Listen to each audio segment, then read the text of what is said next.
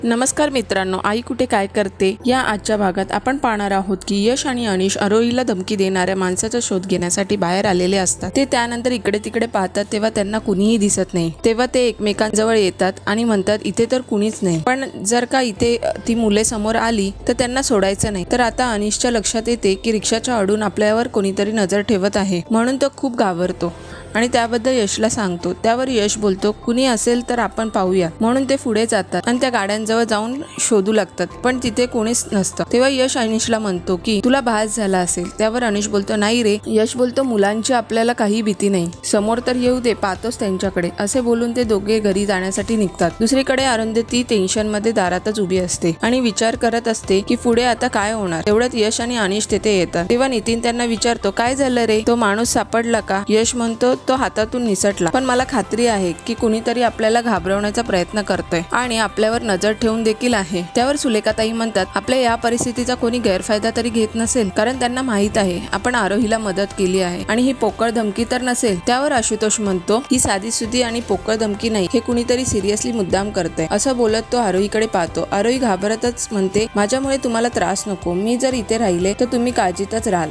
कारण ती मुले कधीही येऊ शकतात आणि मला त्रास देऊ शकतात। तेव्हा सुलेखाताई म्हणतात तू गप्प राहा आरोही, आम्ही आश्रमातील बऱ्याच मुलींना मदत करतो, हे बऱ्याच लोकांना आवडत नाही। तेव्हा आम्हाला असे धमक्यांचे फोनही येतात आणि चिठ्ठ्याही येतात, परंतु आपण आपली लढाई लढत राहायची, कुणाच्या धमक्यांना घाबरायचं नाही। त्यावर ईशा बोलते जर त्या मुलांनी का त्या चिठ्ठ्या पाठवल्या असतील तर आपल्याला काळजी करण्याचंच कारण आहे। त्यावर आशू बोलतो बरोबर आहे, आता मी पोलीस स्टेशनला जातो आणि ती धमकीची चिठ्ठी दाखवतो, त्यांचा पोलिसांना फायदाच होईल आणि ती मुले पकडली गेली नसतील तर त्यांना पकडायला यश मिळेल, कारण ती मुले जोपर्यंत बाहेर आहेत तोपर्यंत आपल्याला काळजीच करावी लागणार आहे। तेव्हा अरुंधती आरोहीला म्हणते आम्ही सर्वजण तुझ्या पाठीशी आहोत। तेव्हा यश बोलतो आम्ही तुझ्या केसाला देखील धक्का लागू देणार नाही। तेव्हा आरोही ठीक आहे म्हणते। दुसरीकडे संजना आणि अनघा घरात टेन्शन मध्ये असतात। तेव्हा संजनाचे लक्ष दरवाजाकडे जाते, तेव्हा दरवाजा उघडा असतो, त्यामुळे संजना घाबरते। अनघा घाबरून विचारते काय झालं संजनाताई। त्यावर संजना बोलते की दार मगाशी तू बंद केलेलेस, ते आता उघडलं कसं। तेव्हा अनघा घाबरते आणि पटकन जाऊन दरवाजा बंद करते आणि रडकुंडीला येऊन विचारते हे सगळं काय चाललं आहे। त्यावर संजना बोलते मगाशी मला विचित्र फिलिंग आली होती, कुणीतरी मला पाहतंय आणि आपल्यावर लक्ष ठेवून आहे। जर आपल्याला कुणी घाबरवण्यासाठी हे करत असेल तर त्यात त्यांना यश येते, कारण मला खूप भीती वाटते, असं अनघा बोलली। आरोहीचा याच्याशी काही संबंध तर नसेल। त्यावर संजना बोलते जर संबंध असेल तर अरुंधतीला देखील ही चिठ्ठी आली असेल, तिला आपण फोन करून विचारूया का। तेव्हा अनघा हो बोलते आणि त्या दोघी हे कोणाला न सांगण्याचं ठरवतात। तेवढ्यात कांचन तिकडे येते, दोघींना ओरडते की तुमच्या दोघींना नुसत्या गप्पा मारायला हव्यात, काम करायला नको। संजना घाबरून बोलते अहो आई, आम्ही गणपतीच्या डेकोरेशनचंच बोलत होतो, तर तुला बरं कामाचं सुचलं, असं कांचन म्हणते। त्यावर अनघा म्हणते हो आजी, संजनाताई मला त्याबद्दलच विचारत होत्या। आता कांचन जरा चिडलेली असते, हे पाहून अनघा म्हणते मी संजनाताईंना तेच सांगत होते की आपण आजींना विचारून सगळं करूया, त्या मोठ्या आहेत आणि त्यांना अनुभव आहे। त्यावर कांचन बोलते हो बाळा, तुझं बरोबर आहे, आपण थोडा देखावा सुद्धा करू आणि त्यात जानकीची खेळणी सुद्धा ठेवूया। त्यावर अनघा ठीक आहे असं म्हणते। आता दुसरीकडे अरुंधती फुलांचा हार बनवत असते, तेव्हा तिथे आशू येतो, पण अरुंधतीचं लक्ष मात्र बाहेरच असते, कुणी येतंय की काय आशू असं तिला वाटत असते। आशू तिच्याकडे एक फूल देतो, तेव्हा ती त्याच्याकडे पाहतच राहते। आशू बोलतो मला माहित आहे तुला काळजी वाटते आहे आरोहीची। अरुंधती बोलते हो, अजून जोपर्यंत ती मुले बाहेर आहेत तोपर्यंत आपण सेफ नाही, तुम्ही बोललात का पोलिसांशी असे ती विचारते। त्यावर आशू बोलतो हो मी बोललो आहे, त्यांनी आपल्याला प्रोटेक्शन पण दिलं आहे, पण आपल्याला आपली काळजी घ्यायला हवी। अरुंधती म्हणते मला फक्त आरोहीची काळजी वाटते। आशू तिला आठवण करून देत विचारतो की उद्या काय आहे माहीत आहे ना। तेव्हा अरुंधती म्हणते हो, उद्या आपले लाडके बाप्पा घरी येणार आहेत, बाप्पा 1.5 दिवस राहतो, पण किती घरात आनंद पसरवून जातो, असं अरुंधती म्हणते। त्यावर आशू बोलतो आता देव पण आपल्यावर हसत असेल, आपण किती मोठमोठी स्वप्न पाहतो आणि दरवेळी ती फ्लॉप होतात, म्हणजे आपण बाहेर फिरायला जाणार होतो आणि मध्येच काय घडलं।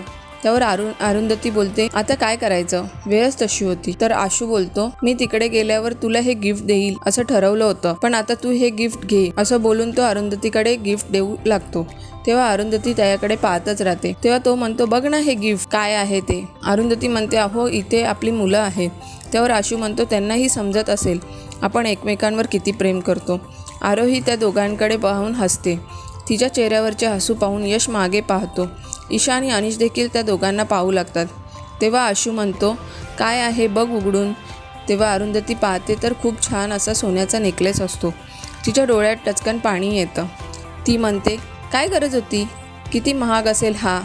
त्यावर आशू बोलतो, ते जाऊ दे, त्यापेक्षा मला तुझा खूप अभिमान वाटतो. आशू तिच्या डोळ्यातील अश्रू पुसत तिला बोल. त्यावर आरोही बोलते, ते दोघे खरंच खूप नशिबान आहेत. यश म्हणतो, हो, सर्व काही गमावलेलं असताना. तर आरोही विचारते, म्हणजे काय. त्यावर यश बोलतो, सांगेन कधीतरी. तर आता आरोही म्हणते, प्रेम किती सुंदर भावना आहे, पण ते अनुभवायला लागतं. आणि जर चुकीच्या माणसावर प्रेम केलं तर त्याचा अनुभव पण खूप भयानक असतो. मला माझ्या आईबाबांचं प्रेमसुद्धा मिळालं नाही. मी छोटी असतानाच ते गेले. तेव्हा आता यश तिच्याकडे पाहतच राहतो आणि म्हणतो, मी समजू शकतो. तेव्हा आरोही म्हणते, तू नाही समजू शकणार, कारण ते अनुभवावंच लागतं. तेव्हा यश म्हणतो, मीही हे अनुभवले आहे. तेव्हा यशबद्दल ईशा आणि अनिशला खूप वाईट वाटते. तर यश पुढे बोलतो, आपण रोज वेगवेगळ्या भाज्या खातो, पण प्रेम ही अशी गोष्ट आहे ना, आपण आयुष्यभर एकाच व्यक्तीवर करतो. आपण ठरवूनच ठेवलेलं असतं की आपलं आयुष्य याच व्यक्तीने व्यापून टाकलं आहे, म्हणून तो गौरीच्या आठवण काढतो. आता ईशा आणि एकमेकांकडे पाहतात. आता आरोहीला यशच्या बोलण्याचा अर्थ समजत नाही. ती यशकडे पाहत राहते. नंतर ती भानावर येते व दुसरीकडे पाहू लागते. तिला तिचंच खूप वाईट वाटतं. तर आता अनघाचा फोन अरुंधतीला येतो. तेव्हा अरुंधती अनघाला विचारते, काय ग, कशी आहेस. त्यावर अनघा म्हणते, आम्ही सगळे ठीक आहोत. तिकडे सगळे कसे आहेत. आजी विचारत होत्या, उद्या गणपतीला इकडे येणार का. तेव्हा अरुंधती बोलते, हो येते ना. त्यावर अनघा बोलते, तुझ्यासारखे मोदक मला करता येत नाही, तू लवकर येशील का. त्यावर अरुंधती बोलते, दरवर्षी तू अशीच बोलते आणि खूप छान मोदक करतेस, तरीही मी सकाळी लवकर येते. तिथे सगळे ठीक आहेत का, असं अरुंधती विचारते. त्यावर अनघा काही न बोलता संजना बोलते की ठीक आहे सर्वजण इथे. पण दोघांच्या बोलण्यातील कोरडेपणा अरुंधतीला समजतो. तेव्हा ती फोन ठेवते आणि आशूला बोलते, तुम्हाला वाटत नाही का या दोघी काहीतरी लपवत आहेत. आशू बोलतो, मला नाही वाटत, पण जर का तुला असं वाटत असेल तर तू आता जाऊन ये तिकडे. त्यावर अरुंधती बोलते, नाही नको, उद्या सकाळी जायचंच आहे ना, मग बोलूया तिकडे. तेव्हा आशू ठीक आहे असं म्हणतो. पुढील भागात आशू आणि अरुंधती आरोहीला घरी चालण्यास सांगतात, पण आरोही नाही बोलते. तरी ते आरोहीला देशमुखांच्या घरी घेऊन जातात. तेव्हा कांचन तिच्याकडे पाहतच राहते. तेव्हा आरोही घाबरते. धन्यवाद.